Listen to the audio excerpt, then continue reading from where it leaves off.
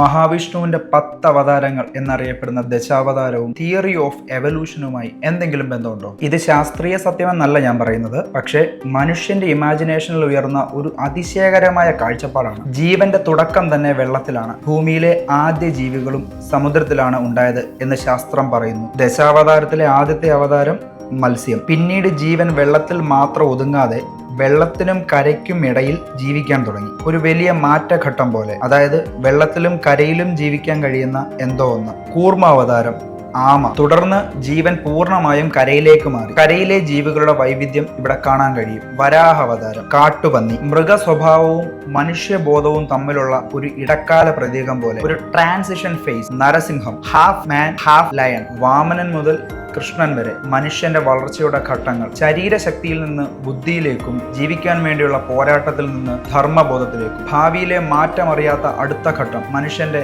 അടുത്ത ട്രാൻസ്ഫോർമേഷൻ എന്നൊരു പ്രതീകം. കൽക്കി അവതാരം. ഇത് ശാസ്ത്രമല്ല, പക്ഷേ മനുഷ്യൻ ജീവന്റെ കഥയെ എങ്ങനെ പാറ്റേൺ ആയി കണ്ടു എന്ന് മനസ്സിലാക്കാനുള്ള ഒരു കാഴ്ചപ്പാട് മാത്രമാണ്. ഒരുപക്ഷെ ഇതൊരു കോയിൻസിഡൻസ് ആയിരിക്കാം. എനിക്കിതൊരു ക്യൂരിയോസിറ്റിയാണ്. ചിലർക്ക് ഇതൊരു കണക്ഷൻ പോലെ തോന്നാം. സത്യം എന്തായാലും ചോദ്യങ്ങൾ ഉയരുന്നത് തന്നെയാണ് എല്ലാത്തിൻ്റെയും തുടക്കം.